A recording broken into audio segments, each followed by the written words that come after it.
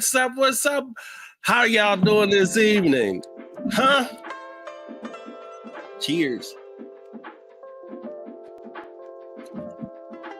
I hope you guys are ready for this evening.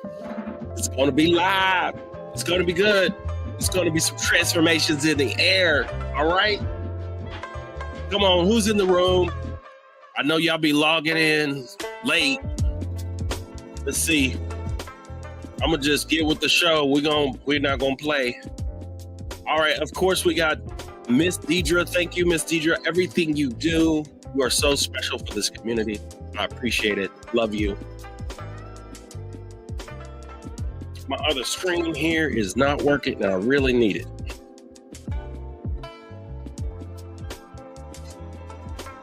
Stay focused now. Stay focused. Who else is in here? I see some other people in the room. Y'all, I want some comments. Mother White, it's good to see you. There we go. Miss Marie.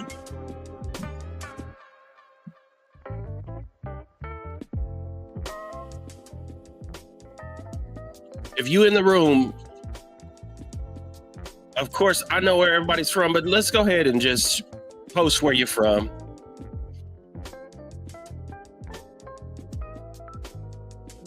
Camera's acting weird on me.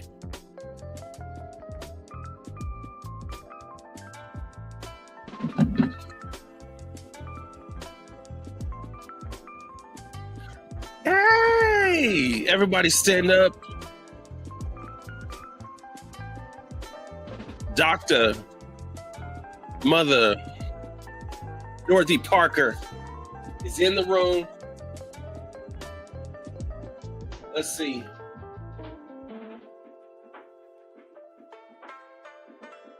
Thought I had one of your books over here. There we go. Here, we'll do it. Deep dialogue.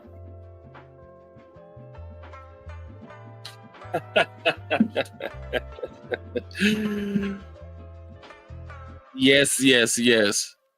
Hey guys, all right. Enough. Let's see if I can get that cut off or cut back. I hope y'all ready. I'm ready. So this young fella, I come across because of John Thomas had seen him.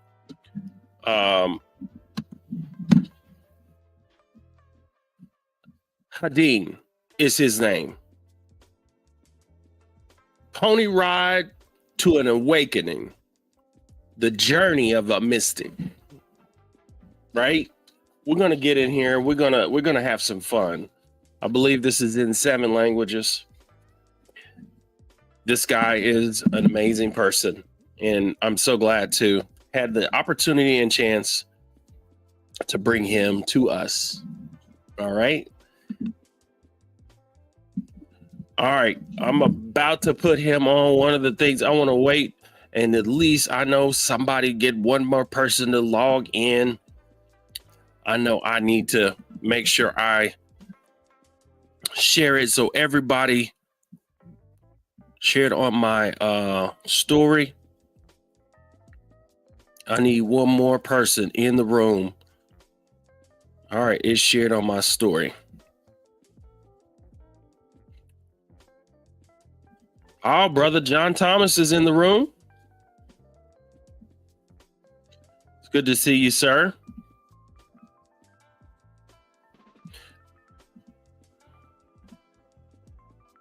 Cool. Here we go. We got some people in the room. Miss Celeste, is good to see you. All right. Just a little bit about him before we get going on here. Brother Hedin is, go ahead, get that stop. He is he got his bachelor's in business administration from the University of Oklahoma. He's a public accountant, actually. Helps businesses, individuals. He has completed a number of graduate courses in conscious studies from the University of Philosophical Research and has studied the esoteric mysteries of numerous traditions to acquire the wisdom. He has great work and will learn more. He has been doing this for a while. And I figured, you know what? I think he might have something to share. Anyways, you guys go ahead. And I'm sorry, Miss Dorothy Parker, I didn't keep your comment up there for a long time.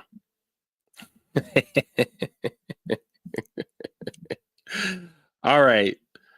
You guys, let's go ahead and I'm going to pull him to the stage.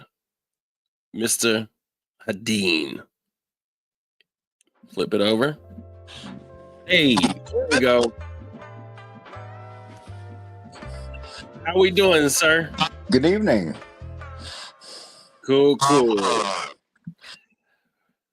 Do a quick mute there. So what I'm going to do here is I want to just open this up. Pretty much everybody in the space in the room, give me just a short synopsis of the beginnings of your spiritual journey, in the sense when it comes to let's say from your early understanding, if you grew up evangelical, if you went to a church of some sort, or what kind of church it was, and then move that and bring us to where you are today.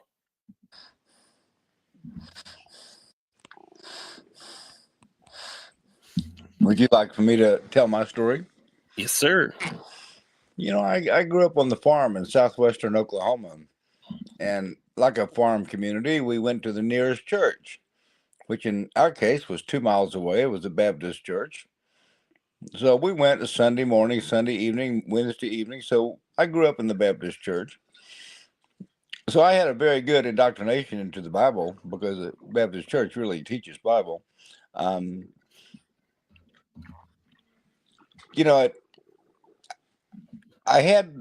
I heard the teachings of the church, and then I had my own heart feelings, and there was not always in union.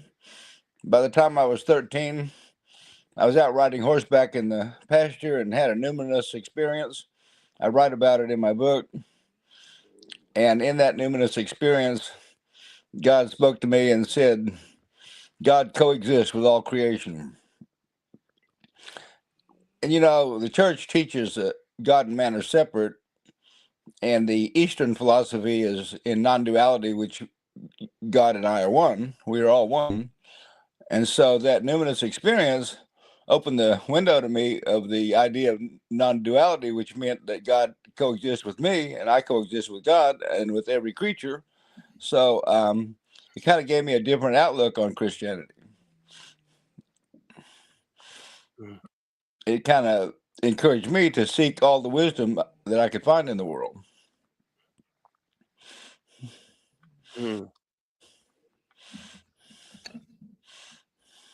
What do you think drove that? I was in conflict with the Christian idea of the wrathful God with falling on the little children of China and Africa, and my idea was a loving God, and the Christian idea was the wrath of God would fall on those that did not know Jesus. And I was a young child, 5, 6, 7 years old, and to me, those people might have no opportunity to know Jesus, but yet I had a loving God in my heart, and I could not fathom the wrath of God on those poor, innocent people around the world. So I was in conflict with that teaching. And so I was looking for an philosophy or in the world that would resonate with my heart and would not be in conflict with myself. And so I started studying the Eastern teachings. How long have you been studying it, and when did you move into the conscious studies and becoming a mystic? I began studying the ancient mysteries when I was 24 years old. I'm 74 now, so for 50 years I've studied the mysteries. I discovered a writer named Manly P. Hall in Los Angeles, and I studied many of his works. Um,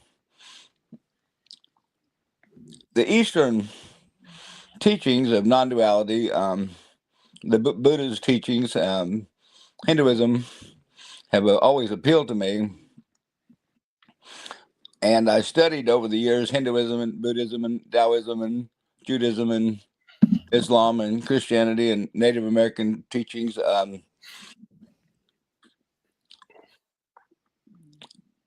In my university work at the Philosophical Research University in Los Angeles, in the master's program for consciousness studies, it's a combination of religion, philosophy, and psychology. And I had 3 courses in Hinduism, which was really helpful, and several courses in Buddhism. Having been a student of the mysteries for almost 50 years, I kind of categorize each of the world religions in about 3 sentences. And that way, in my mind, when I think of them, I think of those 3 principles, and that tells me all I need to know about that religion. For example, Hinduism.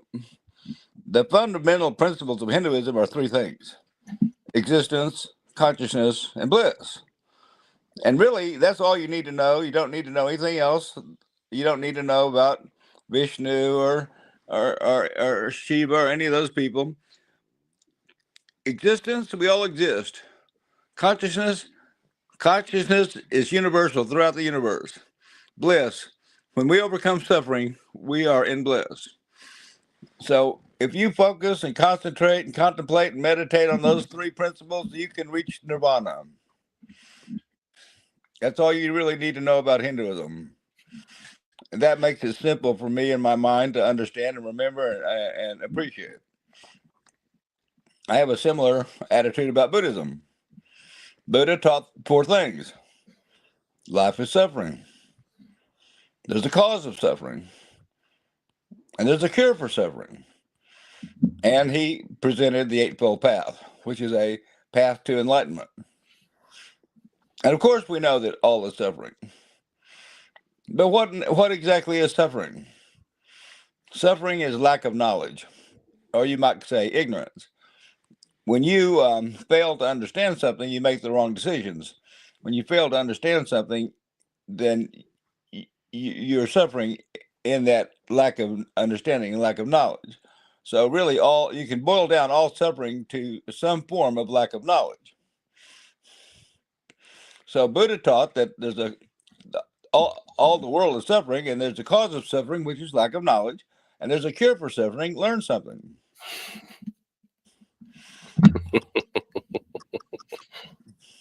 I mean, if you think about dysfunctional emotions, dysfunctional mental condition, dysfunctional lifestyle, dysfunctional finances, basically it boils down to lack of knowledge. You're lacking something.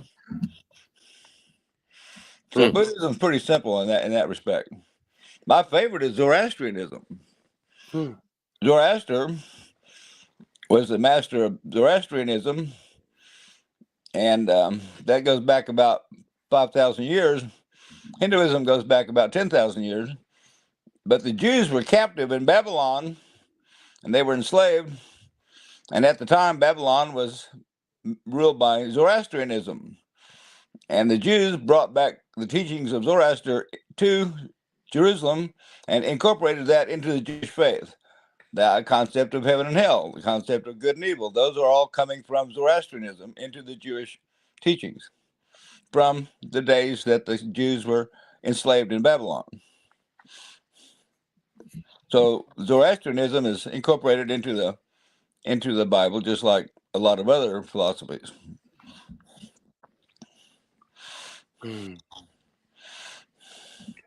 What would you say? What does it mean? Because you have here the journey of a mystic and an awakening. So, what would you say it's like? Because I consider myself a mystic, but the journey of a mystic. But what does it mean to really awaken? Well, awakening's got many different ideas. If your life's messed up, you just broke up with your wife, your finances are messed up, you filed bankruptcy, you got fired from your job, you wreck your car, all in 1 week, then you probably have some problems. I would say it's time for a wake-up call. Somebody's trying to get your attention. So when you find yourself in those situations, you realize that all of your brain power, your ego power, is failing you, and that it's time to seek out a new perspective on your underlying teachings and underlying principles and underlying faith. Something's not working, and it's time for something new. When you realize that whatever you're doing is not working, and you start questioning your childhood teachings and you start questioning your tribal teachings, that's when you awaken, because you're beginning to ask questions, and that's how you get answers, and that's how you learn, that's how you grow. Now, I consider there's a difference between mystics and believers, between knowers and believers. A believer,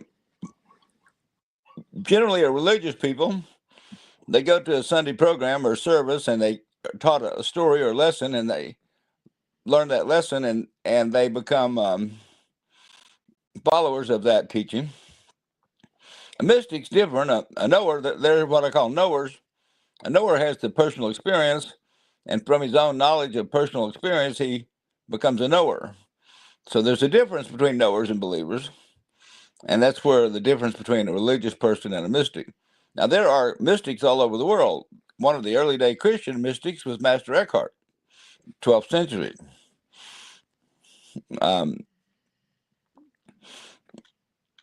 That's generally how I break down the difference between believers and mystics.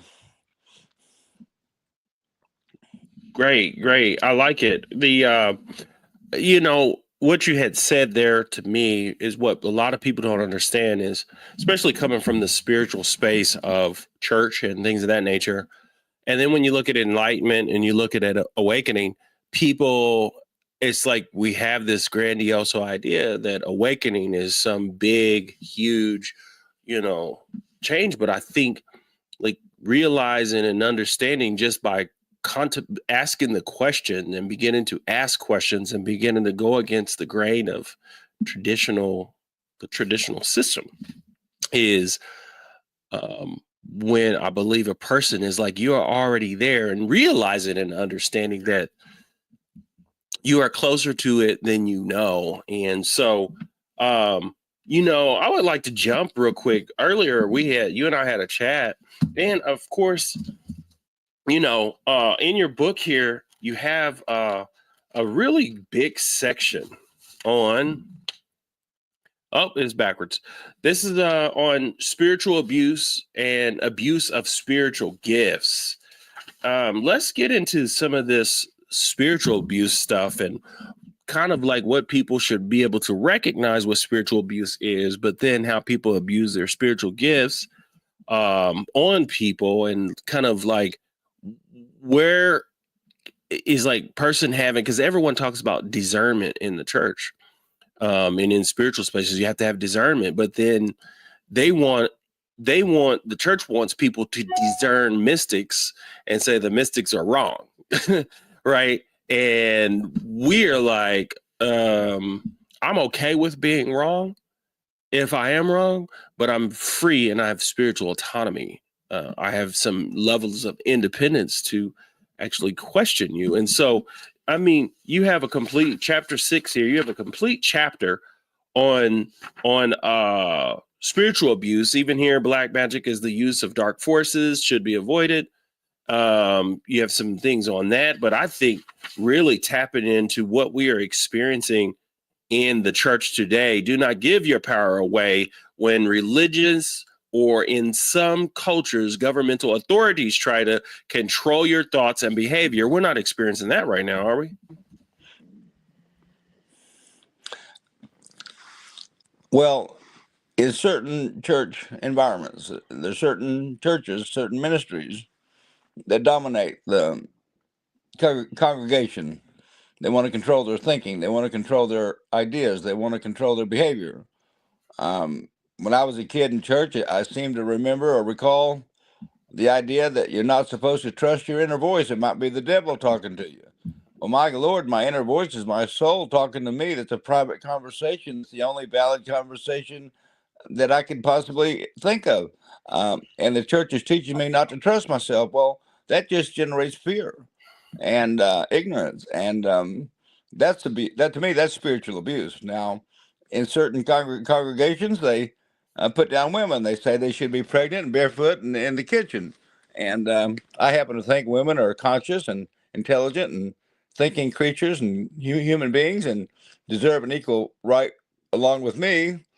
And a lot of the church teachings want to dominate and control and suppress the women's authority. And to me, that's also spiritual abuse. Now, if you find yourself in that situation where you're being put down and told what to think and controlled, and it's abusive, and you need to get away from it, find a metaphysical church or a New Age church that is more open, more kindred spirits that can embrace you and love you and encourage you.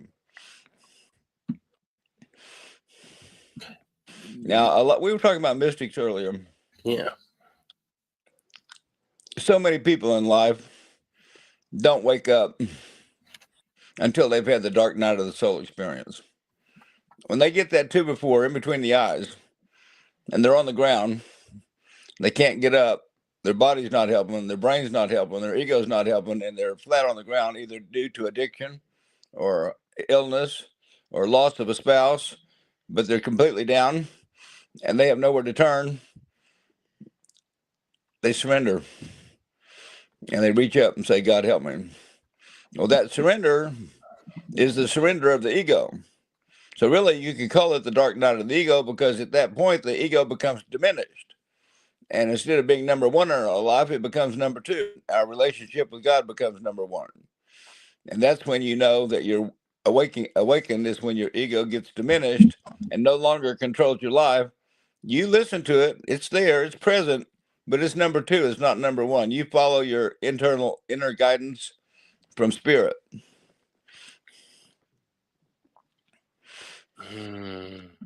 Tell me more about this this God and this spirit and turning towards it. How do I know it, that it is what it is? Well, I say the door to enlightenment begins when you start trusting yourself. We all have intuition. You know, intuition enters through our heart chakra. When we get a gut feeling, when we're feeling a feeling and we follow that feeling, that's intuition talking to us. That's our soul speaking to us. Now, when I follow my spirit teachers and guides and ancestors, I'm using telepathy. Now, telepathy is not just thinking about something. In fact, with telepathy, you're not thinking at all, but a word or a sentence or a phrase enters into your consciousness. And you become aware of it. And you say, well, that's not my thought. I did not originate that thought. Where did it come from? Well, it's deposited there by your teachers and ancestors, and they're communicating with you constantly. And you pick up on that mental thought telepathically. And then that's how you gain guidance from your teachers and ancestors telepathically, because they're in spirit. They can't speak to you in words, but they can speak to you telepathically. Sometimes we can have telepathic communications with other human beings. We can sit in the same room and we know what they're thinking. Well, that's telepathic communication. Mm-hmm. Now, how do we know that we're listening to spirit? If you're getting positive, loving guidance, that's spirit. If you're getting evil and somebody says, go burn down that building, that's an evil spirit talking to you, and you don't want to talk to evil spirits. So you have to be clear on who you're talking to, who you're communicating with. But if the ideas are negative, then it's not going to be coming from your spirit teachers, because your spirit teachers are guided and they're loving and they're going to be acting in your best interest. Would that come from some of this intuition and increasing your psychic awareness? So you got the dark night of the soul, psychic healing, right? Dreams, deja vu, empaths. But let's zone in here on this intuition. And you just talked about intuition, but like increasing the psychic awareness. I think a lot of people that come from the church, and when, you know, the spiritual world in today, or the spiritual vernacular, if you will. Everything is revolved around the church. So when you bring up intuition, that's kind of safe. When you bring up psychic awareness, it gets kind of unsafe. But we want to go deep, and we want to learn how to increase our psychic awareness, and we want to learn how to work with it, through it, recognize it, and use it. Tell me more about that. Well, I think it all begins with trusting yourself. And when you start listening to yourself and trusting your inner guidance and your inner voice, your inner ear, listening with your inner ear, then you're empowering that psychic, intuitive self. And as you empower that intuitive self, then it brings to an openness in you of your other spiritual gifts. We have 6 senses, and we have 6 spiritual senses. For example, sight, our vision, is a physical sense, but clairvoyance is a spiritual vision. With clairvoyance, we can see in spirit. We can see our ancestors and our teachers and guides and aliens and whoever may be in spirit near us. That's clairvoyance. Now, clairauditory, I'm clairauditory. I'm not clairvoyant, but I'm clairauditory. Well, clairauditory is spiritual hearing. So I hear in spirit, it comes into my mind as telepathy. But as you trust your intuition, then your spiritual gifts begin to come to you. I have a spiritual sense of smell. I can smell Estee Lauder perfume in my kitchen. I know my mom's present because that was her favorite. That's spiritual smell. Now, most of us are clairsentient. We can feel other people's emotions, and we can pick up on their psyche. I can look at a photograph of someone and tell you what zodiac sign they are, what they are feeling emotionally. I can hold an object that belonged to somebody, and I can have those similar thoughts. A lot of us have that sense of psychic touch. So trust yourself. Trust what you're getting, because spirit's all around us. We're in spirit 700 or 800 years. We're in body 75 or 80 years. So we're much more spiritual beings than we are human beings. The human body is just part of our spiritual existence. And of course, I believe in reincarnation, because I don't think you can be born a savage and die a saint all in one lifetime. I think it takes many lifetimes.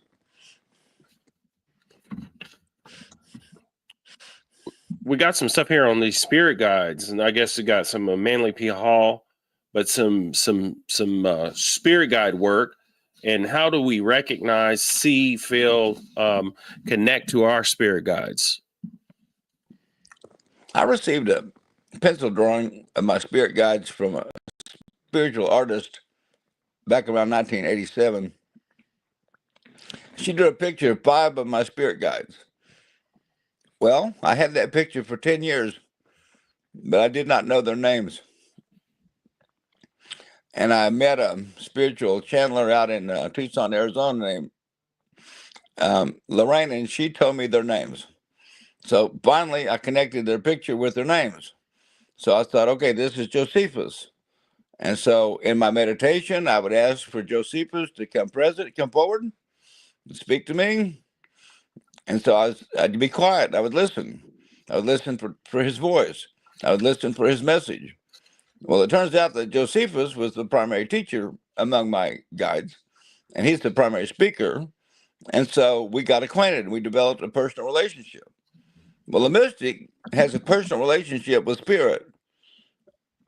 A religious person probably does not have that relationship because they don't trust it, because they've been taught anything that's in spirit is the devil. Well, all of our ancestors are in spirit, and they're not devils.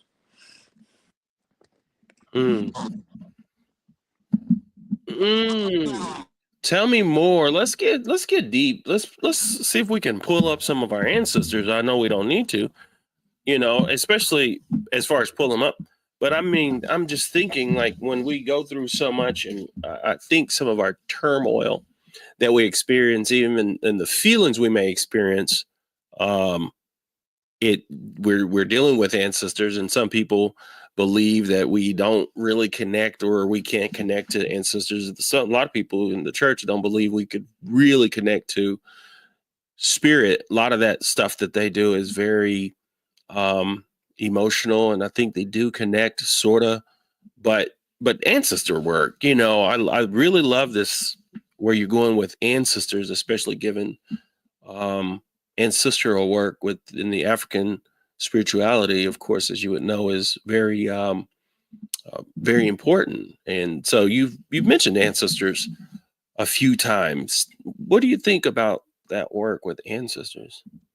Well, let me give you a story. I had a little argument with my wife one morning, and I went out to breakfast to the cafe, and I was sitting there at the table having a conversation with my dad. My dad's in spirit. I said, Dad, had a little emotional issue, and my dad said, go to the milk barn and milk. Well, nobody but my dad, who's a farmer, would tell me that. But what he was saying was, continue, get your work done, and the emotions will pass. Don't focus on that. Focus on your work. And that was good advice coming from my ancestor. I'm not sure if you can hear me. Okay, I can hear me, but I can't see myself. I can't see you, but I can hear you. Okay. I'll work on that. So with ancestors, I'm gonna work on getting that image back. But with ancestral work, tell me,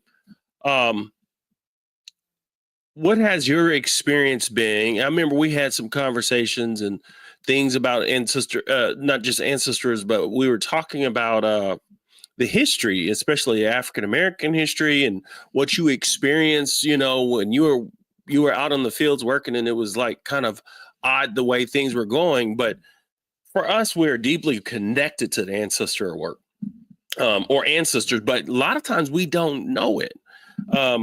Is there a way for us to actually communicate or realize they're trying to communicate with us? In the physical body, we're surrounded by spirits all the time. I might have 1,000 spirits in my home at any given time, because I read a lot of books, and spirits come to me to learn, and sometimes I read out loud, and so spirits fill up my home, either supporting me as authors, or supporting me as accountants, or supporting me as teachers or guides or ancestors, or so I have a house full of spirits. We all do. They're all around us. They are our constant companion.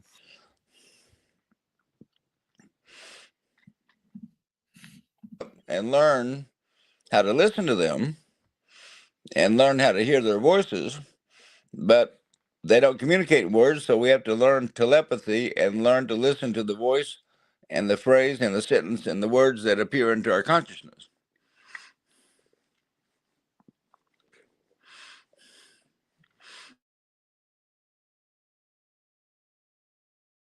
All right. You were saying learning the words and the phrases as it appears into our consciousness. Would you say there's some things that they really want to communicate? Like the spirit world versus our world, what is it that you feel that that's really happening, and what are we supposed to be doing On this earth plane to learn? We learn on earth. That's where we have experience, we make decisions, we have outcomes. This is our learning school. When you return to spirit, you're basically processing what you learned. You're processing the wisdom and knowledge that you gained. You're processing the emotional attachments and desires that you have. So when you return to spirit, you're basically digesting and processing your previous lifetime, but you're not really learning anything new. You're just rehashing what you learned, and incorporating that into your soul consciousness. So really, the earth school is our opportunity for learning. That's why suicide is so terrible, because it cuts short our learning time here. Okay. Suicide. You said suicide is terrible because it shortens our learning. What would you say as far as what we are? How can we in this conversation right now? We talked about some spiritual abuse. We talked about knowers versus believers. we talked about some ancestor work. I would like to take a moment here, and a lot of the people that are watching right now are pretty much mystics. I know they are. There's various people that would be various beliefs, but yet though they're here because they want to engage, be with community, and they want to learn. And so in this moment, I would like to uh, help the community in the sense of a lot of people, whether they're trying to break free of going through the dark night of the soul. We're dealing with ego. I know I deal with various levels of transmission. You know, one of the things I'll tell you, even though you're 74 and I'm 48, and there could be moments in time where it happens to me every once in a while where it's like, God, why didn't I learn this at 30 something? Why didn't I, you know, it's I'll hear this same thing in my ego. If I would have known what I know now, if I would have known it then, I would have done this. And I know a lot of that I'm dealing with a lot of times is it's ego. Some of it is dark night of the soul. But I know it now and I feel it. And so I want people to, at your age and going through all this work you've been through and studying what you studied, especially when it not being as cool, it wasn't really the best. It was probably people would be afraid. What is it that we could be doing right now as we, whether some of us are going through the dark night of the soul and dealing with the ego, or some of us are at our spiritual high. All of us are going through situations and all of us are going through shifts. I want you to open, free, allow spirit to use you to communicate to some things. In essence, there's 20 people in this space right now listening from all over.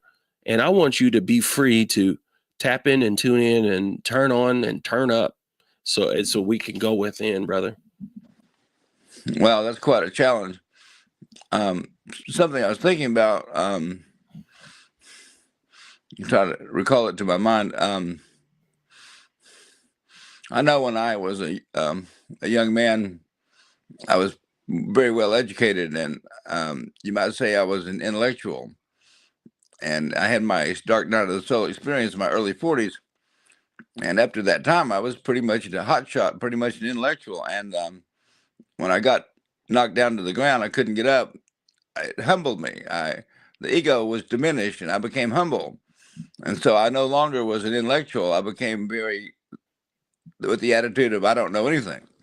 And it also gave me a great compassion for mental illness. But my friends have told me that my experience was really a shamanic initiation, and that I went through what they call shamanic madness. And that happens in the tribal community and usually lasts 3 to 4 years, where you're hearing voices and you're basically going into some type of into the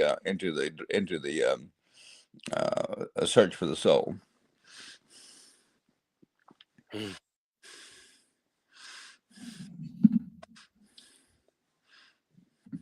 So the dark night of the soul, and you said you went through an experience with the dark night of the soul. Tell me a little more about that experience. Well, I was hearing voices, and so I moved out of my apartment. I put everything in storage. I was on the street. I was out of work. I lost my job. I lost my apartment, and basically I was homeless and I had no income and I was in the state of hearing voices for almost 4 years. And I didn't know why. I didn't understand. I could not get diagnosed. And but then looking back in hindsight, my shaman friends and tell me that basically I was having a classical shamanic initiation, which comes upon you. It's not something you choose, it's something chosen for you. And I do shamanic practice. I do some shamanic work. And so it makes sense that I'd have that initiation. What's shamanic work? Well, like trance work, maybe you have a question, you go into trance and come back with the answer. That's a example of shamanic work. Or maybe you do some shamanic healing where you have the drums and you go into meditation. There's different levels of shamanic work. I never had a teacher, so I never learned the herbs of the earth So I don't do medical healing, but I do work on psychological, mental, and spiritual healing, financial healing.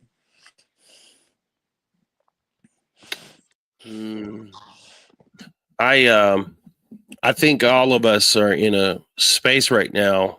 Not all, but a lot of people are in the space right now, especially in our country, and the way money is and the money energy. We talked a little bit about it, and the way you have corporations, uh, of course, really wanting is like they want lower taxes, but they want more money. You got all kinds of just chaos. It seems when it comes to the money energy, and like, where are you feeling in your spirit where we should be or can be in our spirit when it comes to like how we should feel, as it seems like things are like in limbo? Let me tell you, when I pray to God, I never ask for money. I only have one word. I just want enough. I don't have to tell him what's enough. He knows my life. He knows my work. He knows my habits. He knows how much is enough. I'm doing God's work. I'm busy helping the community. So when I pray, I never pray for more. I just pray for enough. So if you have an attitude of whatever I have is enough, I don't need more, don't want more, I'm not asking for more, I'm satisfied with what I have. You have to be grateful for what you already have before you can get more. Money is a medium of exchange in the world of words. It's a measurement. So money is a form of exchange. That's how we exchange one good for another good. We used to trade cows, now we trade coins. But what's really wealth? Wealth is wisdom. Wealth is abundance. When you're in the abundant flow of the divine, you're in the flow, money flow. Well, you're in the flow. You're either in the flow or you're not in the flow. If there's a lacking in your life, you're not in the flow. Well, how do you get in the flow? Well, abundance is a circle. You got to give with one hand, receive with the other hand. You got to be a good giver and a good receiver. You got to keep the flow going. You're either in the flow or you're not in the flow. If you're not in the flow, you're blocking it somehow consciously. You're blocking it.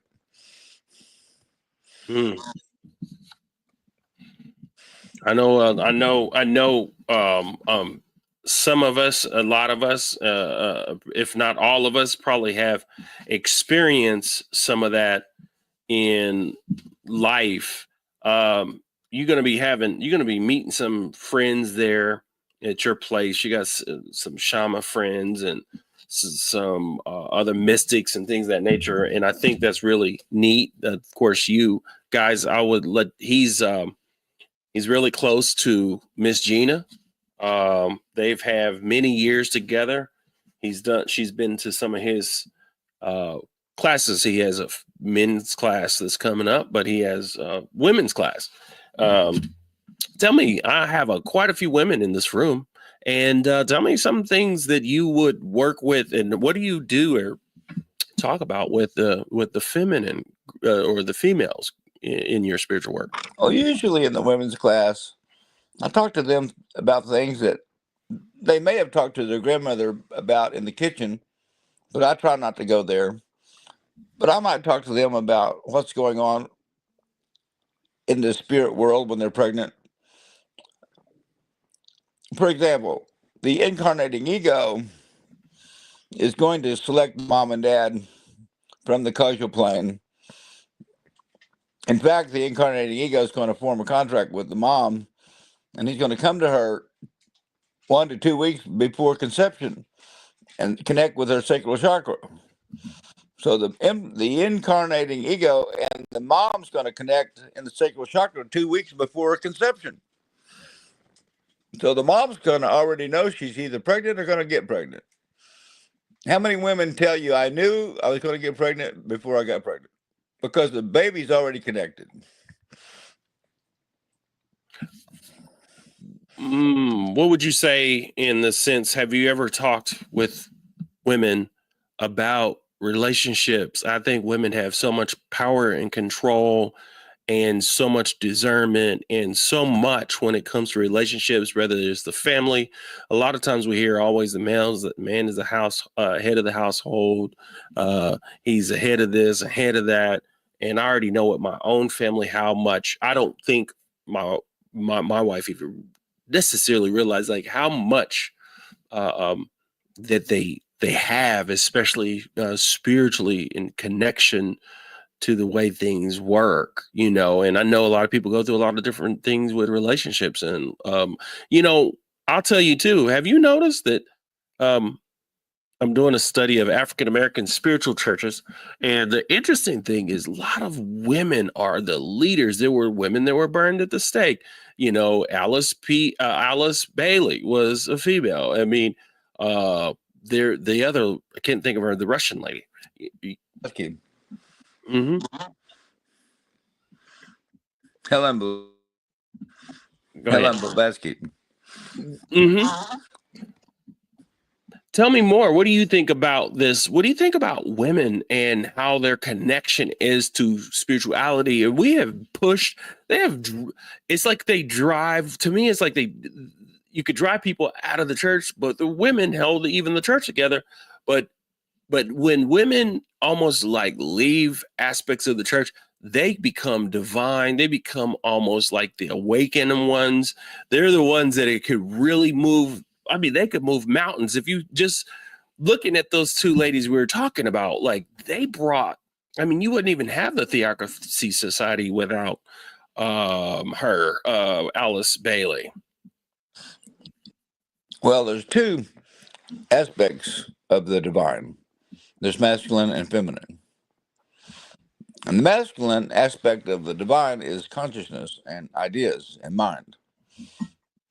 The feminine aspect of the divine is activity and creation. So the idea of mankind was an idea which is masculine in the mind of God, as it's talked about in the book of Genesis. Adam was the ideal man, the idea of man, the idea of God, the idea of man, spirit man. But Eve was the active principle of the divine, and she was responsible for the creation of the world, the creation of man. So you've got the active and principle, and you've got the conscious mental principle, which is the male and the female principles.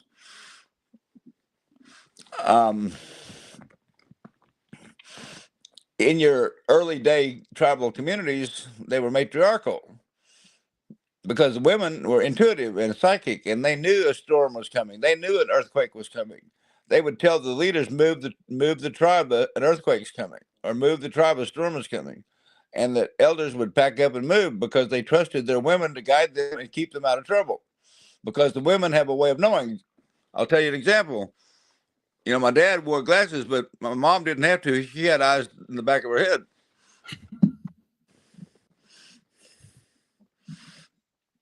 That's right. Women are intuitive more so than men. They at least work with it more. Men and women have equal ability, but women work with it a lot more. What would you say that for women today? What would you say that the direction and where should they be? Where should they how should they be nurturing? How should they be their gifts, right? How should they be exploring their gifts? What should women be doing? I think it happens naturally. I think women, when they go through puberty, they go through childbirth, they go through marriage, they go through leaving their home, they go through starting a new tribe, they go through having a baby. All of these hormonal changes, all of these chemical changes create a psyche that's unmatched by men. They develop the psychic ability as young girls, and women are hands down more psychic than men. They talk to spirit, they hear spirit, they communicate with spirit. They trust their guidance because they're washing dishes and Bobby's in the bathtub, and they stop and go check him, go to the bathroom and check Bobby because they know it's time to check him. They have a way of knowing. Women are knowers. Mm. Women, all of the spiritual elders in my lifetime have been women. I hope y'all listening. I hope y'all listening, because I guarantee you there's a lot of women, there's a lot of men, there's a lot of women. And of course, as a man, I can tell you I am comfortable. I am more than comfortable with my feminine self, in the sense that I'm comfortable with my masculine self, and they are not competing. I don't feel like the competition between the two within me, and I can tap and tune in. Uh, um, and there's times that I can tap and tune in with my daughters, when it comes to listening, hearing, feeling them, especially when I think about my own wife to my daughters. She could actually still be mom, but then sometimes moms can have like this masculine way about their daughters, where they're ready to snatch their soul out their body. And and I've noticed just being able to be able to listen, be quiet. I remember some of the women, powerful women in my life, even from the church, and they might sit back, but and they may not say much, but when they do say something, it's usually something of weight. And so, I, we recently had a meeting with the core members of the community, or what would I say, the private community, and it did come up about having men in this, in especially spirituality, and it's like not as many men as there are women. I'm okay with it, just because of the fact that I believe they will come over as they begin to, as they begin to, more so, it to work for them. Because men are, when you think about even the prosperity gospel, like it's mostly it's mostly driven by men. That leads to, when we start talking about I've been getting into some quantum spirituality, and that's getting into understanding the vibration, understanding frequency, raising our frequency by raising our vibration. And therefore, you talk about it a lot in the book. And if you don't meditate, and practice meditation, and practice different kinds of meditation, a lot of people practice when they go to sleep, and I just don't. I think it's okay, but I think, like, being able to meditate and then come out of the meditation, not doing a meditation and falling asleep, is two different ways, or two different things. And so, what I would like to jump to is some of your, as far as you got some spiritual study in here. What's a good foundation, and what's a good space if you were to talk to I'm sorry, take that back. If you were to talk to your 40, 50, 60-year-old self about anything to do with this, what would you say? Well, I want to add something before I forget. Okay. We're androgynous beings, male and female. But in order to listen to your intuition, you have to get into the feminine energy. You have to be in the feminine mindset, the feminine essence, because you're in the receptive mode. The intuition is, you have to be in the receptive mode. The female is the receptive person. The male is the projector. The woman is the receptor. And you have to be in the receptive female energy for your intuition to work for you. I wanted to get that in. Meditation, what would I tell my 40, 50, 60-year-old self? Well, I spent 40 years in the library, and then I have not opened a book in 10 years. There's a time when the knowledge is enough, is enough, is enough, and it's time to start experiencing life and learning from experience. And you cannot enter through the kingdom mentally. You have to go beyond mind. So you have to get away from the mental, books, libraries, words, because you've got to get into the experiential aspect of living, because you cannot enter the kingdom with mind. You have to go beyond mind.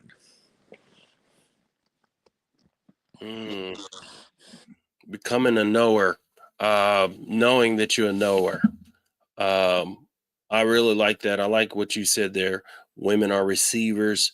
And I think a man being able to tap into that feminine essence is something. Can women tap into their masculine essence? Women use their minds all the time. Isn't that masculine? That's my answer. What was I going to say? I can't think of what I was going to say, but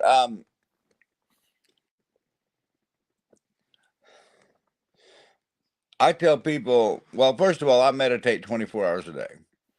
I practice 24-hour day meditation, which means I'm always in a state of mindfulness. I don't originate thoughts in my mind. I'm not thinking of thoughts in my mind. My mind's clear. What I need to know comes to me when I need to know it. Our mind's a tool, but we don't have to use it. We can just let it rest, because the knowledge will come to us when we need it. It's your ego that creates thoughts.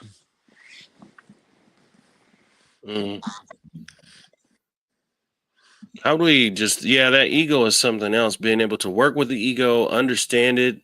I usually say dancing with the ego. Like I like to, just because a lot of spiritual people in their teaching, they always talk about like not even diminishing the ego. They talk about killing the ego, and they almost like talk bad about the ego. And I'm like, I mean, that's ego. If you talk bad, if you're talking bad about ego and about how you want to get rid of it, I think that's all ego. Well, the ego is part of our life, like our body's part of our life. Our ego is part of our life.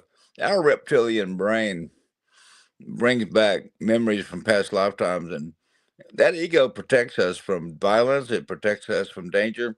We depend on our ego for protection. We listen to it and we pay attention to it, but we don't always have to follow it, because we have to trust our higher guidance from spirit, higher guidance from the divine, which is more important. It trumps ego.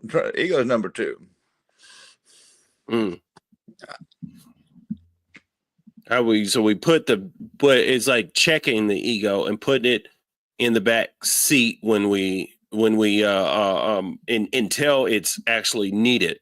So the Dr. Dorothy Meyer, her dad was a Grand Master Mason. I believe you're a Freemason, if I'm not mistaken.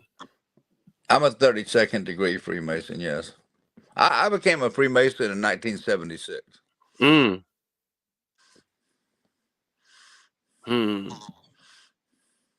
Yeah, you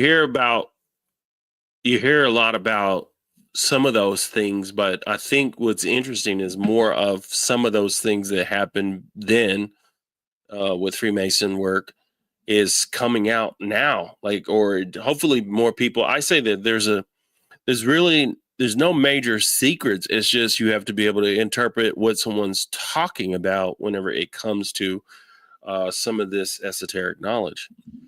Well, Freemasonry is a series of initiations, and they perform rituals and tell stories, and you have to be able to interpret the symbolism, interpret the stories, interpret the mysteries.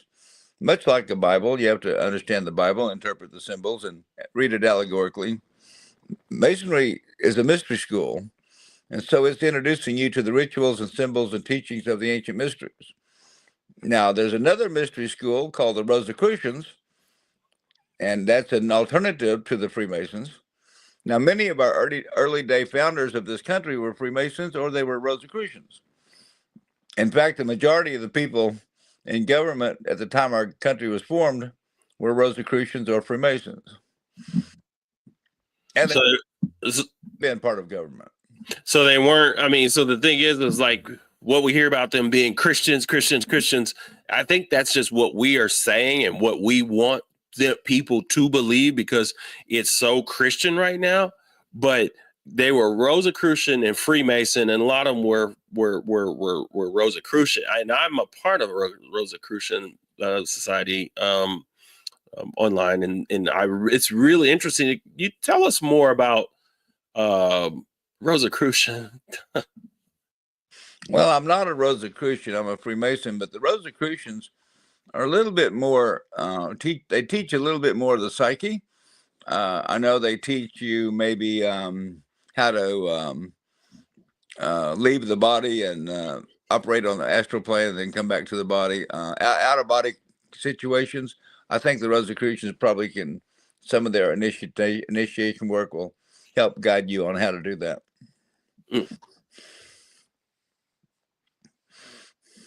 Mm-hmm. They were talking about how, so Miss Dorothy was talking about how Masons are not religious, or yeah, I think that's neat. Well, actually, any holy book is welcome on the Masonic altar.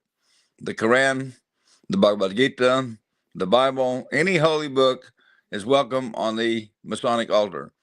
The only requirement to be a Freemason is you have to believe in God and the Supreme Being, a grand architect of the universe. Now, people say, "How do I become a Mason?" Well, it's very simple. You ask for a petition.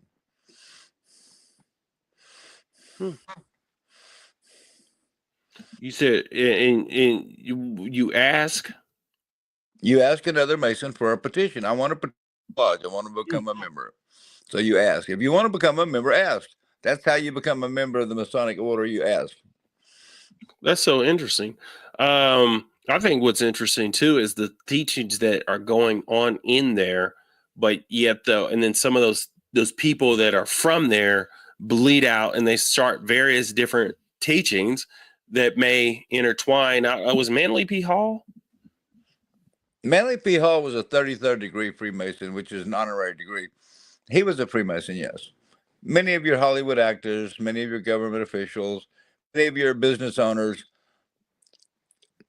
somehow Masonic membership kind of goes along the path of awakening. People who have some higher consciousness understanding discover the rituals of Freemasonry, and they want to know part of that mystery.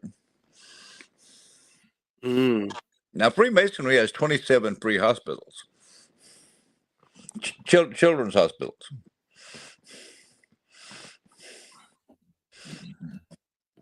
Wow. Is that yeah, that's so interesting and so intriguing how it operates, how it functions, and how, and it's that's masculine too, right? It's men. Yes, it's a men's organization, although in England, I think they have a women's Masonic order. And I think in the United States, there's some Masonic groups that are men and women mixed. So there's different organizations. Now, in the traditional Masons, you've got the can't think of the women's group now. The Eastern Star. The Eastern Star is the women's auxiliary. Yeah, that's what someone just said. So, what do you think the future is of us and humanity when it comes? That stuff has been around forever. And what's the evolution of it? What's the evolution of spirituality? What's the evolution of who we are? I think we're building it and making it right now. But what would you say? Well, back in the ancient days of Babylon, ancient days of Egypt, ancient days of Greece, the mystery schools, probably less than 1% of the population were qualified to enter the mystery school. They had to have a knowledge of logic. They had to have a knowledge of astronomy. They had to have a knowledge of mathematics. Probably less than 1% qualified. Well, if I look at modern times, even though a lot of people say they're spiritual, I would say probably less than 1% of the people are qualified to enter into the mystery schools today. So in 4,000 years, you might say we're not progressed at all. We talk about it more, but talking about it doesn't get it done. Do you think the church, or you think what we define as spirituality, because spirituality is one, but church is not necessarily defined as spirituality, but I think church is defined, it's more of a spiritual experience that you may you may have, but not necessarily spirituality. But do you think it has hindered, especially here in the States, like with us being able to expand our consciousness? Well,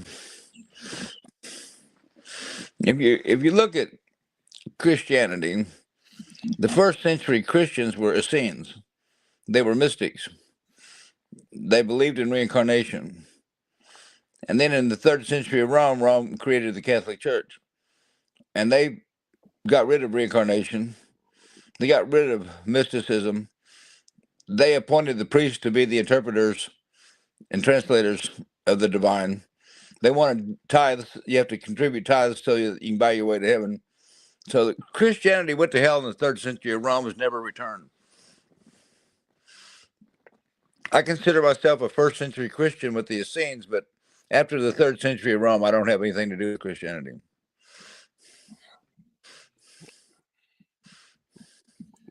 For what we see today, to me, it's powered by capitalism and the capitalistic mind. And I believe that, but I believe that there is happening a return of people to that space, right? To understanding, like, just to be able to, like, most people don't have any idea that we can actually do a deeper study or a deeper understanding, not of the Bible, but of Christianity as a whole. Most people just want to do a deeper study of the Bible, and they want to go into the Greek and Hebrew, but not necessarily look at the evolution of Christianity through colonization and through how they pulled it over to our country, specifically the way they did. And then what's interesting, though, still, you still had Rosicrucian, you still have all these people with these various backgrounds, ideas, but I think the future of us and moving forward is where we are right now, having conversations, underground, if you will.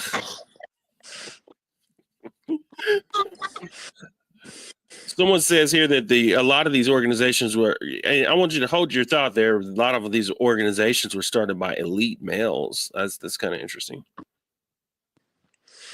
Well, it's interesting about Christianity is the Christian nations in the 15th century killed hundreds of millions of Native Americans in the name of God. They would give them a Bible and take their land. The same thing happened in Africa. Same thing happened all over the world. There were colonization occurred all over the world. Millions and millions and millions and millions, over 200 million people were killed by the Christian nations who would give them a Bible and take their land. The Islam did the same thing in Persia. They killed hundreds of millions of Persians who were Zoroastrian to convert them to Islam. So the background of Christianity and Islam are so bloody and so nasty and so ugly.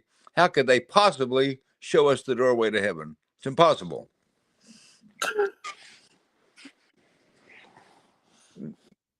Where did that's an Abrahamic faith? Where does what's interesting within that is, like, that happened after so long, because you got the Sunni and then you got the Gnostics and you got the Essenes, but it's like something happened in especially these Abrahamic faiths. It's almost like an ego or a governmental system, like, realized how powerful it was with faith and belief, and then said, we want to be the God and we want to control these people.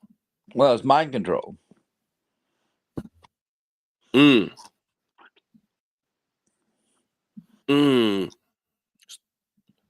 Someone says, who killed Jesus?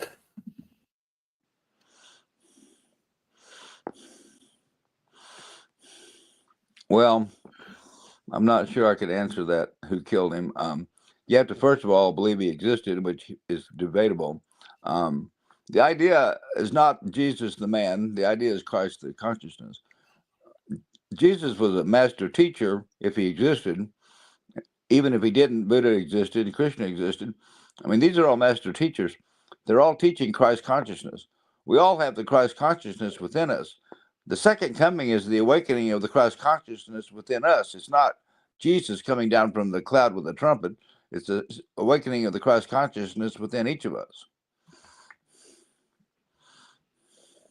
Bringing forth what within us?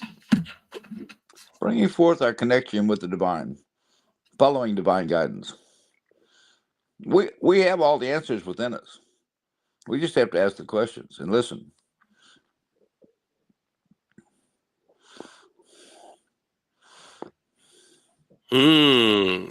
I like it. I like it. This is, I like the historical literature based Jesus versus the consciousness of who and what it really is. I think we want a literal one so much so that we can, honestly, I think it just makes the story better versus realizing our true power. Well, enlightenment's a solo journey. You can't do it as a group. You can't do it with your wife. You can't bring your wife with you to enlightenment. It's a solo journey. We're born alone. We die alone. We live alone. We might have a companion, but they can't be us. We can't be them. All of the mystical work's done personally. We have to do our own casting out of demons. We have to purify our own intellect. We have to purify our own self. It's a personal job. It's a personal journey. It's solo work. Jesus did solo work. I do solo work. He cannot save you. He cannot save me. He can barely save himself. It's a personal solo effort. And that's why I believe in spirituality as a personal individual journey. It's not a group journey. But you come together in groups for what? And in that sense where people are figuring out or on their journey, and then how do spiritual teachers and mystics, shamans, so on and so forth, how do they play a role within? Is that just to assist you in your journey, or is that to be a part of it? I mean, a spiritual elder can give you some guidance. They can't do the work for you, but they can give you some guidance. The church is a crutch. If you break your leg, you need a crutch. If you break both legs, you need two crutches. But after you get to be out of high school, you got a basic education, you should start asking yourself some fundamental questions. Like, who in the hell is God? Who in the hell am I? And how do I relate to this? And how does he relate to me? And then it's time to leave the church. It's time to follow your own journey. Become your own hero. Go on that journey. Come back and tell the story. The church is a crutch, so once you get to an educated level of adulthood, then leave the church. Maybe you go to a metaphysical church. Well, that's a good halfway house. Go there for 1 or 2 years. Meet some kindred spirits. But don't go from one box to the next box. Then you're trapped all over again. So spirituality is a solo journey. You've got to investigate, research, ask some questions, meditate, contemplate, find an elder.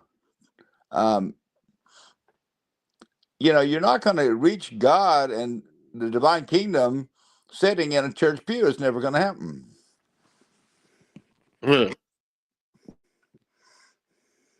Woo! I love it. I love it. I love it. You had said one time you were looking to, not looking to, but you was like, okay, what do I do? Be a priest? Do I do a pastor? What do I do? And of course, now you are I guess what you would consider a mystic and spiritual teacher. Yeah, I'm a spiritual teacher, spiritual elder. I don't know. I read somewhere lately on the internet that said people are leaving the churches in droves to find God.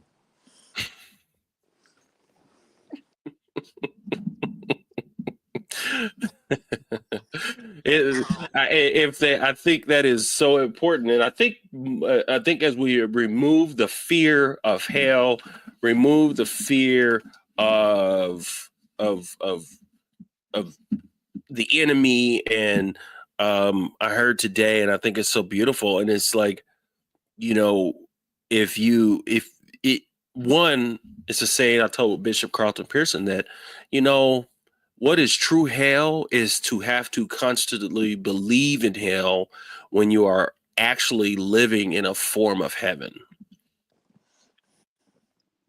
Well, I don't believe in hell. Right. The Christian concept of hell corresponds with the Hindu teachings of the lower astral plane.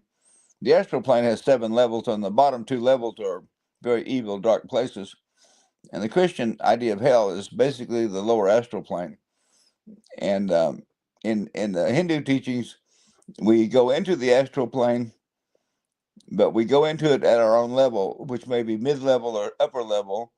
We may be there 20 years or 200 years, depending on how long it takes to process our desires and attachments and emotions and move on from there to the mental plane. But so it does have some relevance to the world teachings, but it's not the whole tamale. It's just one little aspect of it.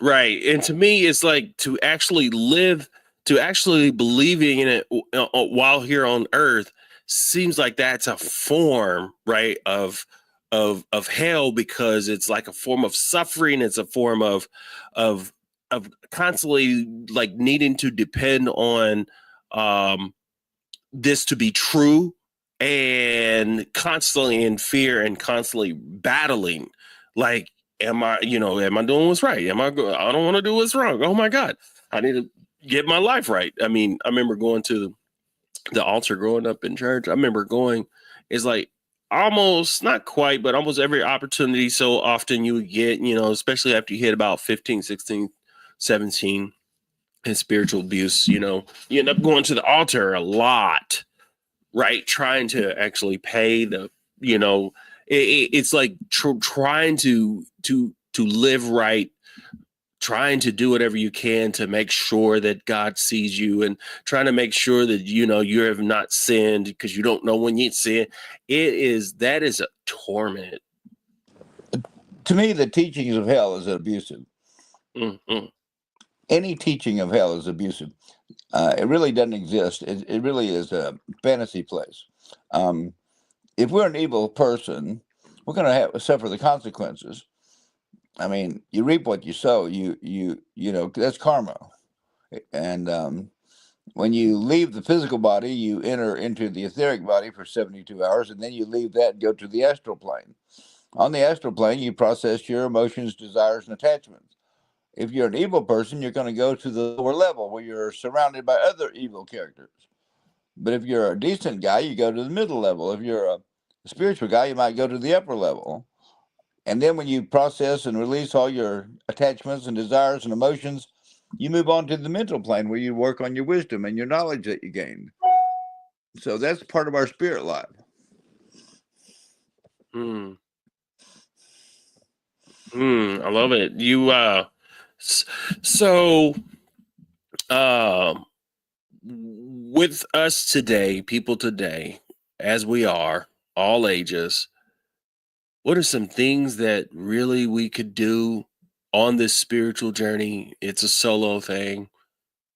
I don't think we need to deconstruct forever. I think some of that has to do with psychologically. We might need a therapist, and we need to be dealing with other things. But tell me, like, today in this moment, people um, all over the world in this live, and one of the things is I'm in this shift mode, and I'm understanding that we live in there's shifts happening, right? And shifts, we gotta know when to. It's like a standard, you're in first gear, you're gonna go to second gear, third gear, and RPMs, and so you're using the clutch, and being able to tune in, turn on, and know like there's a shift happening, and we can't constantly be in frantic mode. Make sure we hear the engine; it's revving up, higher RPMs. Press the clutch down and move it to the next gear, and it seems, it's the road and things seems better, but we're living in these. It's like it's life. One of the things about the spiritual journey I notice is it's there's a lot of shifts, and we have to be able to tap in, tune in, turn on, and that's what I'm here. That's what we're here for. Hedin is is to help all of us along the way, be in community, and learn from people like you. The most important thing that you can do in life is learn forgiveness. Forgive yourself, forgive the church, forgive your parents, forgive your boss, forgive your neighbor, forgive the politician. Hell, forgive Hitler. Um, the outside world's a mirror. Everything we see in the outside world's within us. Yeah. So you might as well forgive everybody and forgive everything. Forgive yourself. And then start practicing love. What is love? Well, is it the love of your parent? Is it the love of your child? Is it the love of ice cream? What in the hell is love? Actually, love is letting go, becoming nothing, becoming an instrument of the divine, where you seek nothing, you want nothing, you desire nothing. You're following your guidance to do divine work without expectation, without desire, without wants. Become nothing. Forgive everybody. Practice love. That's how you improve your life. Man, you're on a roll. I love it. I need you to keep going with that.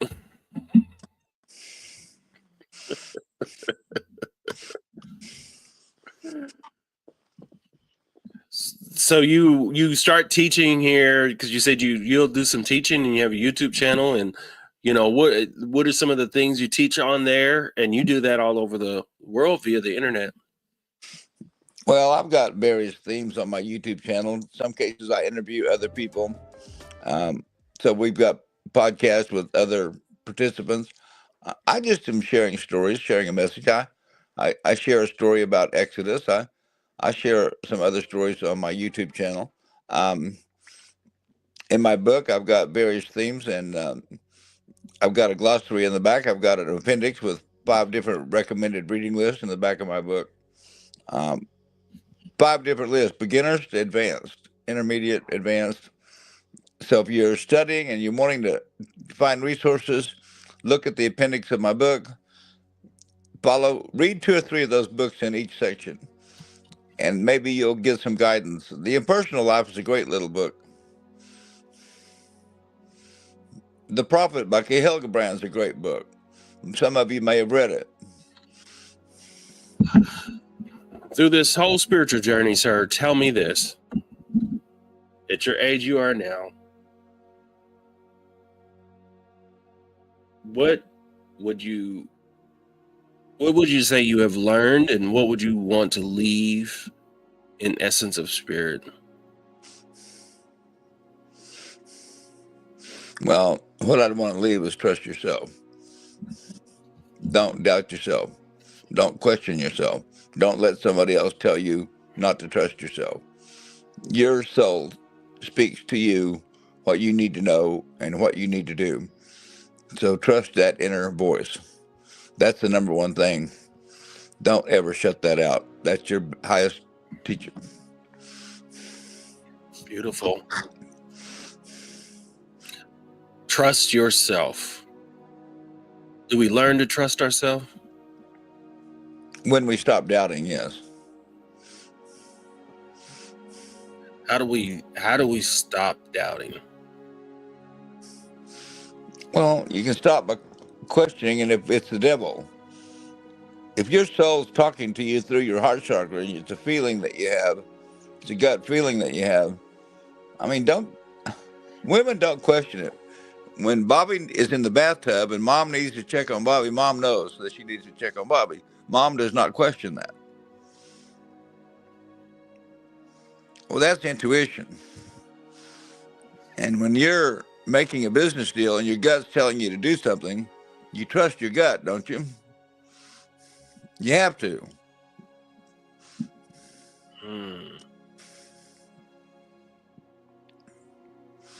So, Mr. Hedin, we still have a room full of people, and I would like for you to close me out with whatever you feeling in spirit. I love it when you was talking about trusting yourself. You talked about forgiving yourself. You talked about love and moving into nothing and letting go.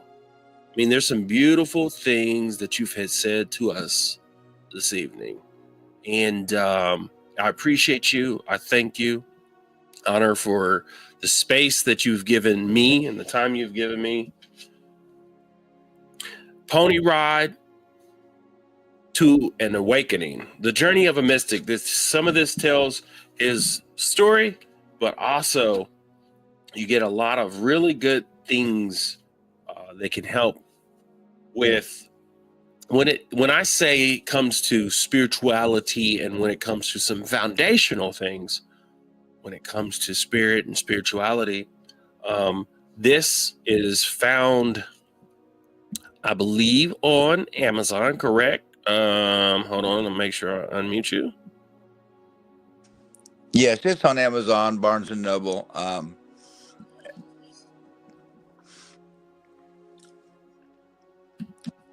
Something I was going to say, I slipped my mind when you just asked that question.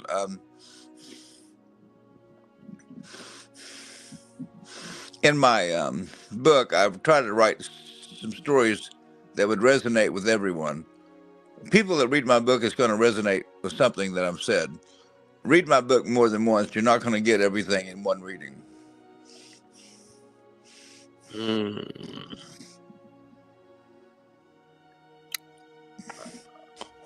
I'll pull up the link real quick for that. It is, and I'm going to post that so that people can have it, and I'll make sure I put it in the comments. And I think it's really, really, really, really, I mean, I love how simple, how easy this is for us to relate to it. In terms of the book, guys, it's super. I mean, it's an easy read, and that's Journey, Pony Ride to Awakening, the journey of a mystic. I appreciate you for your time, sir. It's been a beautiful evening, and I look forward to doing something like this again. I look forward to it too. Thank you so much. Yeah, I'm gonna move on with some things real quick. To everyone that's here right now, I would like to just take a moment and just take a breath. And I just have a great feeling of gratitude for you and myself and who we are. I think and I feel love, and I feel the presence without a lot of hoopla, without a lot of craziness and a lot of noise. And I've been messing with a little bit of AI and writing and music. And I'll end with a song. And you guys can comment. And if you have any comments, any words, like, you could comment below. And or if you have some questions, but I want you to be able to hear something that I've done. I think it's kind of fun. Here we go.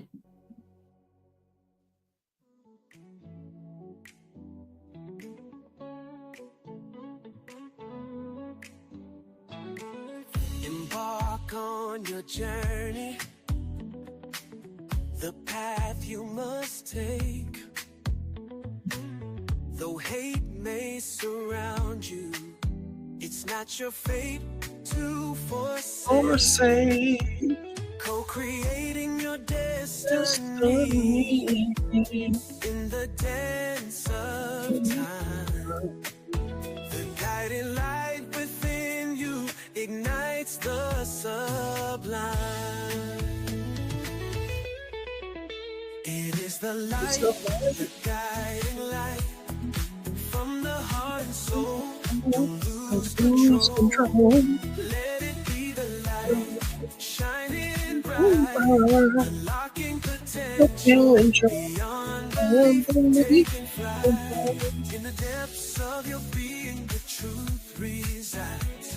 Embrace your power, let your spirit rise. With every step forward, you transcend the expanded conscious community we commend. Through trials and triumphs, your soul evolves in the symphony of life, where every note resolves. Listen to the whispers of your inner voice. In unity and love, let your heart rejoice. It is the light, guiding light from the heart and soul. Don't lose control. Let it be the light, shining bright, unlocking potential beyond belief, taking flight. It is the light, the guiding light from the heart and soul. Don't lose control. Let it be the light, shining bright, unlocking potential beyond belief, taking flight. As we gather together in this sacred space, embracing transformation with grace. Life coach Malachi leads the way in unlocking potential day by day.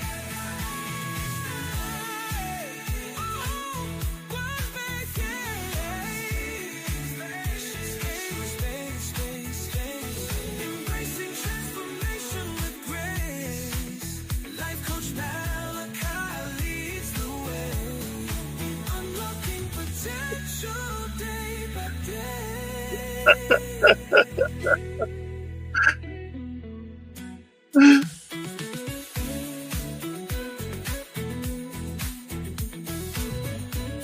I hope you guys are having fun. This is fun.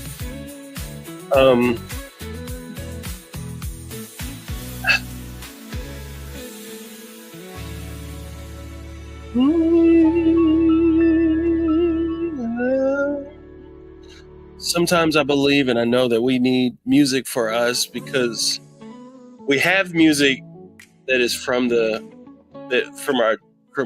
being in the church, and it's on my heart that we create something that is ours, that we get to actually still have a feeling and have a something that still is grounding.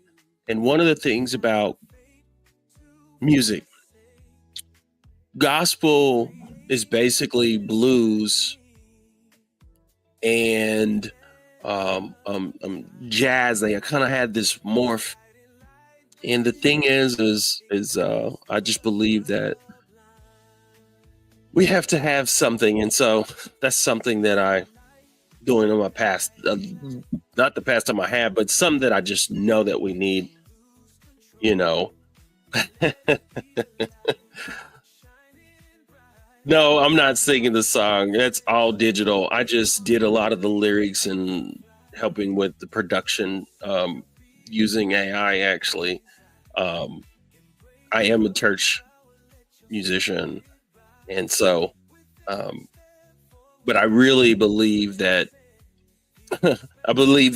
having something with the lyrics that we need, you know, it is the light, the guided light, in unlocking our potential beyond our belief, right?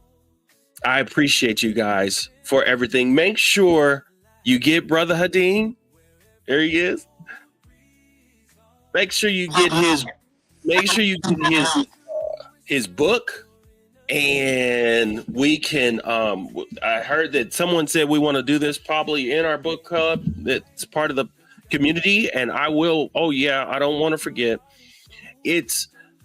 We're moving forward, having some meetings, and I'm getting things together. Don't forget, right there, we have the expanded conscious community, and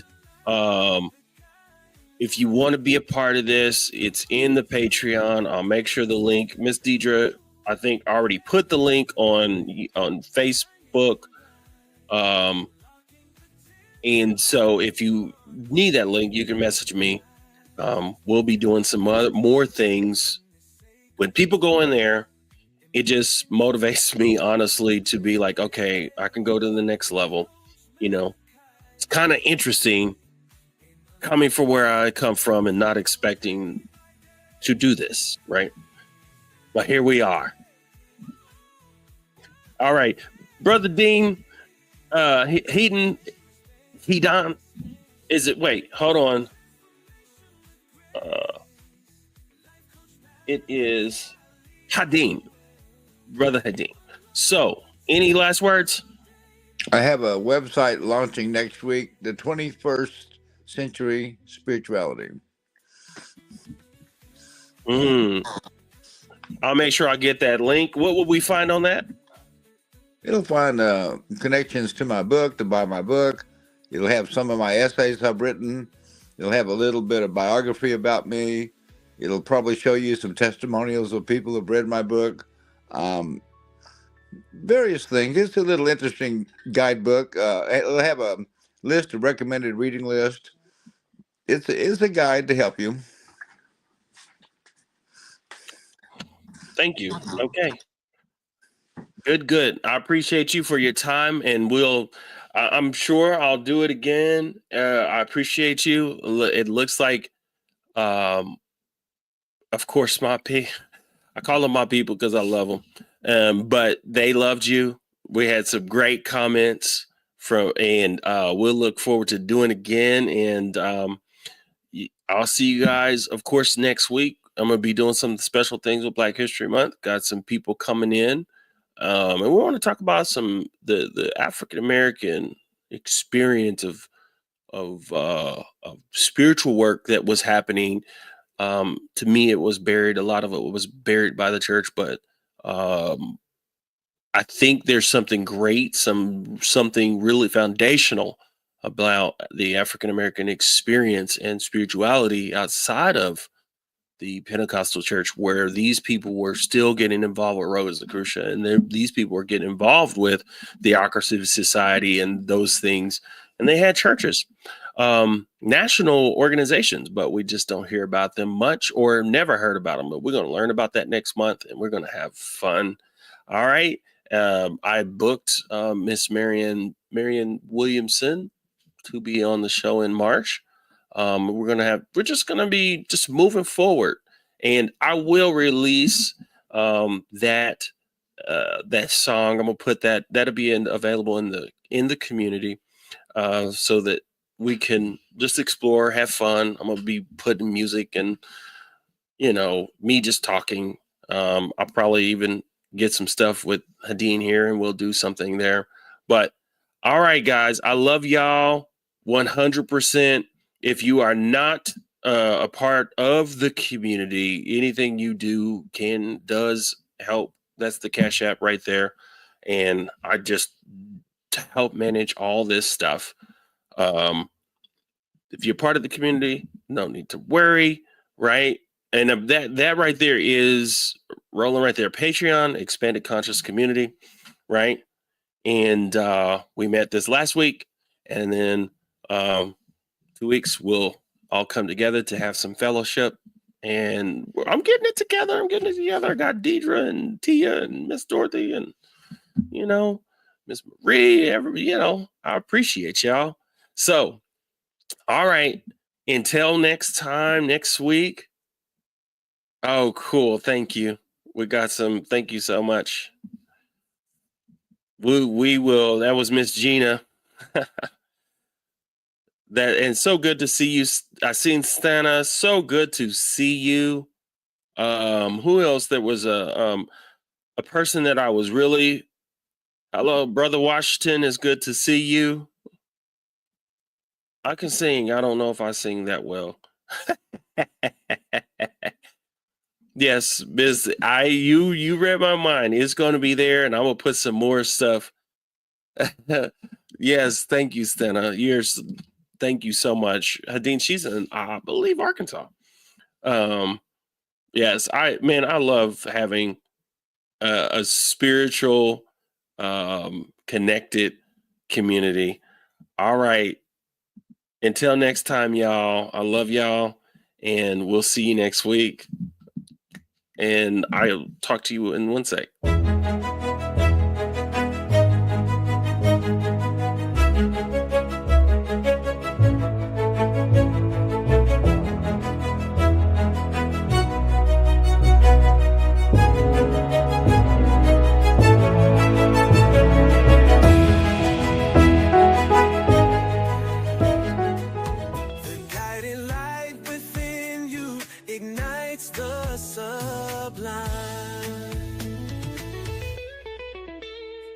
The light, the guiding light, from the heart and soul, don't lose control. Let it be the light, shining bright, unlocking potential, beyond belief, taking flight. In the depths of your being, the truth resides. Embrace your power, let your spirit rise. With every step forward, you transcend the expanded conscious community we commend. Through trials and triumphs, your soul evolves in the symphony of life, where every note resolves. Listen to the whispers of your inner voice. In unity and love, let your heart rejoice. It is the light, the guiding light, from the heart and soul. Don't lose control. Let it be the light, shining bright, unlocking potential, beyond belief, taking flight. It is the light, the guiding light, from the heart and soul. Don't lose control. Let it be the light, shining bright, unlocking potential, beyond belief, taking flight. As we gather together in this sacred space, embracing transformation with grace. Life coach Malachi leads the way in unlocking potential.